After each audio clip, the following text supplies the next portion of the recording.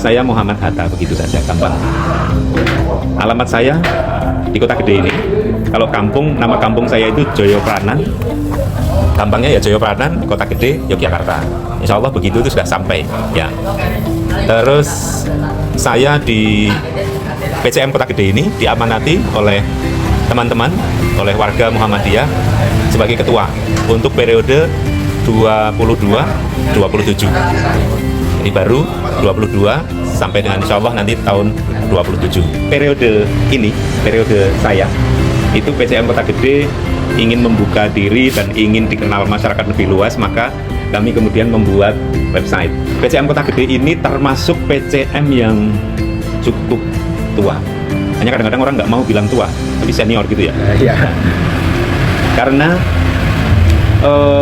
ketika Kak Dahlan itu mendirikan Muhammadiyah tahun 1912, itu beliau itu sudah sering main ke Kota Gede dengan sahabat-sahabatnya di Kota Gede, ya, dengan sahabat-sahabatnya di Kota Gede. Dan akhirnya nanti bisa dibaca di situ ya. Dan akhirnya PCM, akhirnya Kota Gede ini terus mempunyai salah satu katakanlah cabangnya ya. Waktu itu belum cabang, ya. Terus menjadi salah satu cabangnya setelah dari Kauman, ya. Maka PCM Kota Gede ini termasuk PCM yang paling tua di antara PCM-PCM yang lain yang ada di Jogja. Untuk membuktikan bahwa PCM Kota Gede ini termasuk yang paling tua, ketika tahun 23, ini berapa tahun setelah dari 12 ke 23? 11 tahunan ya. 11 tahun itu kan sudah ada kongres di Makassar. Kota Gede itu mengirim utusannya ke Makassar, ya. Jadi sudah ada cabangnya, ada kongres, kita kirim utusan ke kongres di Makassar. Kemudian masjid ini. Masjid ini adalah Masjid Muhammadiyah yang pertama kali didirikan di Kota Gede. Sebelum ini, di Kota Gede itu hanya ada satu masjid, Masjid Gede Mataram. Benar-benar masjid milik Keraton Mataram pertama kali ketika didirikan. Keraton Mataram, ini kalau kita bicara sejarah, Keraton Mataram itu didirikan sekitar tahun 1600-an, katakan gitu ya. Tapi tahun 1580 itu pendirinya namanya Panembahan Senopati itu sudah tinggal di sini. Masjid ini didirikan tahun 1936. Ya, 1936. Kemudian sebelum masjid ini didirikan, Muhammadiyah sudah punya gerakan di Kota Gede ini dalam rangka pemurnian Islam. Kemudian banyak hal yang sering bersinggungan dengan tradisi masyarakat yang kurang bagus itu, maka Muhammadiyah pengen membuat sentral kegiatan sendiri. Maka didirikanlah masjid ini. Ya, masjid ini dinamakan Masjid Perak. Disebut dengan Masjid Perak karena memang Kota Gede kan isinya pengusaha-pengusaha perak. Ya, ketika dibangun ini banyak pengusaha-pengusaha perak yang tentunya banyak sekali memberikan hasil. Ini masjid pertama, jadinya di Kota Gede yang milik Muhammadiyah. Sekarang masjid yang dikelola Muhammadiyah ada 60-an lebih. 60-an lebih seputar Kota Gede, masjid dan musola. Ya. Tapi masjid utama yang pertama berdiri di sini adalah Masjid Gede Mataram. Masjid yang memang didirikan oleh Keraton Mataram di zaman Panembahan Senopati menjadi raja. Walaupun kurang lebih 10 tahun kemudian ditinggalkan karena Sultan Agung memindahkan keratonnya di Pleret, ya, di Pleret. Kira-kira berapa ya? 7 kilo dari sini. Nah, ini awal-awal PCM Kota Gede. Dakwah PCM Kota Gede, ya. Sekitar itu. Nah, kemudian saat ini PCM Kota Gede itu mempunyai ranting sejumlah 16 ranting. Ranting itu kan tingkat kelurahan ya. Kalau PCM kan tingkat kecamatan. Nah, kita punya 16 ranting di seluruh Kota Gede ini. Kemudian kita punya SD Muhammadiyah Kleco 1, 2, 3. Punya SD Purbayan. Punya SD Muhammadiyah Bodon. Kita mendirikan semua itu, ya. PCM Kota Gede yang mendirikan. Itu tingkat SD. Tingkat SMP-nya kita mendirikan SMP Muhammadiyah 7. Dan kemudian tingkat SMA-nya kita punya ini, SMA Muhammadiyah 4 dan juga SMK Muhammadiyah 3 yang ada di sebelah selatan gedung UAD Jalan Pramuka. TK. Kalau TK kan dikelola oleh Aisyah walaupun mendirikannya bersama-sama. Tapi kita biasanya menyebutnya milik Aisyah, milik PCA. PCA ini mempunyai 14 TK abad. Ya, lumayan banyak. Kemudian kita juga punya satu tempat tempat penitipan anak, ya, tempat, ya, kalau apa ya bahasanya yang biasanya memang tempat penitipan anak, tempat anak asuh gitu ya. Jadi orang tua yang paginya sibuk pergi kerja semua, anaknya tidak di sini aja, aman insya Allah dan dapat pendidikannya. Bapak yang terkait anggota aktif dari PCM Kota Gede dan bagaimana proses perekrutan keanggotaannya itu? Muhammadiyah itu bergerak di masyarakat ya. Itu muncul akhirnya ada nama simpatisan, ya kan? Simpatisan itu orang-orang yang bermuhammadiyah tapi belum punya kartu anggota. Kalau yang sudah punya kartu anggota memang namanya anggota. Kita punya catatan di PCM ini sudah ada sekitar berapa ya? Saya agak lupa, 5 atau 6 ribu yang tercatat di dalam buku sebagai anggota.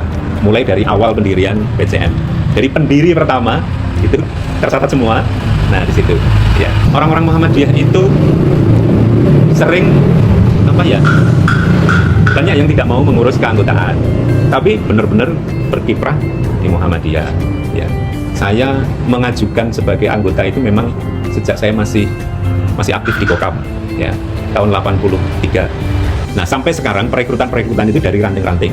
Ya mereka mengajukan ke PCM, ini kami punya daftar yang ingin punya kartu anggota, gitu ya. Nah nanti kita daftar, kemudian kita minta mengisi, ya biasalah pendaftaran seperti itu ya, mengisi data-data itu, kita bawa ke PP dan nanti di PP akan diproses menjadi anggota. Ya. Ada lagi?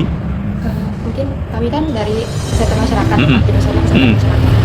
Mungkin ada nggak sih Pak dari PCM Kota Gede itu yang berperan dalam kegiatan kesehatan masyarakat atau mereka memiliki program di kesehatan masyarakat itu sendiri yang tidak Pak?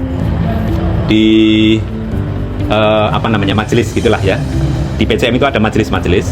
Nah, salah satu majelisnya itu namanya MPKU, Majelis Pembina kalau sekarang menjadi Kesejahteraan Umat gitu ya.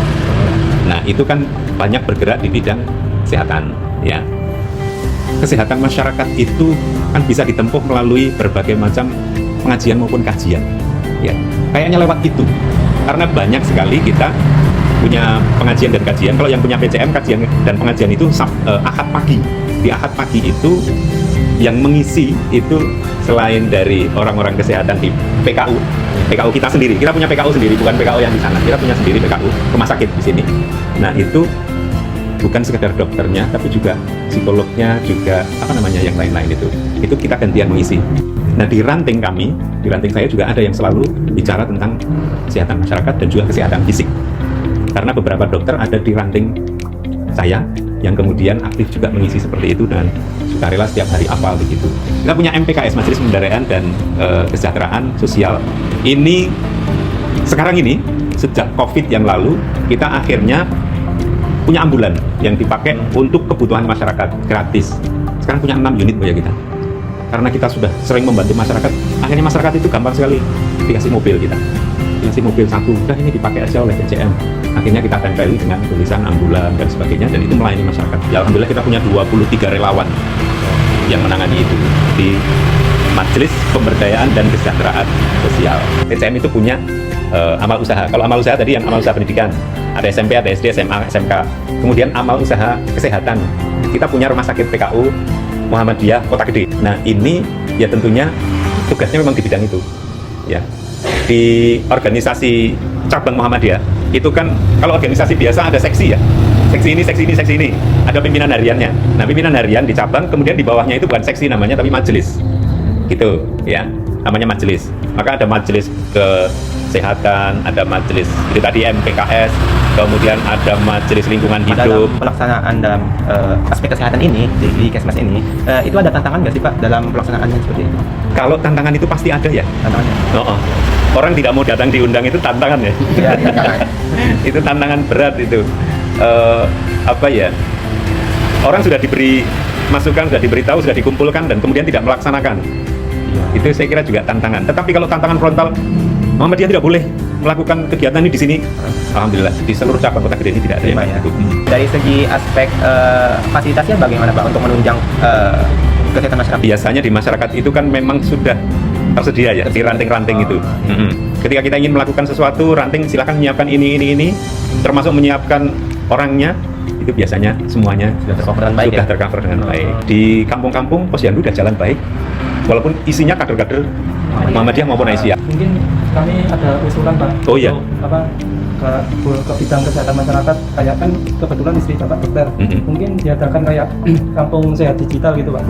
Jadi nanti Gimana itu? Jadi kan Bapak PCM nanti kan membawai dari ranting-ranting, mungkin perwakilan ranting dimasukkan ke grup WhatsApp. Apa gampangnya seperti itu. Nanti seperti kadang diberi masukan kayak hidup saya seperti apa, Oh, iya. tukar informasi itu pas yang dilantik mungkin ada keluhan kesehatan dari keluarga dilantik, mungkin bisa di up ke grup itu kan, bisa saling sharing gitu. Namanya gitu ya? Iya, Nah. bisa gitu Pak. Saya gimana ya, itu sudah di-share tuh. Jadi panduan-panduan praktis gitu, Iya. itu sudah sering kita share. Ya. Sudah dalam bentuk flyer, kita share di ranting, kita share di tingkat cabang. Nah, cuman itu tadi kalau namanya grup kesehatan digital gitu ya. Apa tadi? Kampung sehat. Oh, kampung sehat digital. Nah, boleh juga itu nanti. Tapi kalau yang berupa teknis, yaitu teknis tentang kesehatan, bagaimana merawat lansia yang sudah tidak bisa banyak berolahraga dengan olahraga yang ringan. Nah, itu kita share juga. Ya, ada flyernya gitu. Kita share ya. Nanti ada lansia yang juga nge-share ke kita, kalau sudah 80 tahun itu kalau pengen latihan juga bisa. Ini termasuk sering kita share di grup, karena ada grup cabang, ada grup ranting secabang Kota Gede gitu ya. Sehingga insya Allah kalau komunikasi digital kita jalan, tetapi kalau itu tadi kita belum. Kampung digital, kampung Kampung sehat.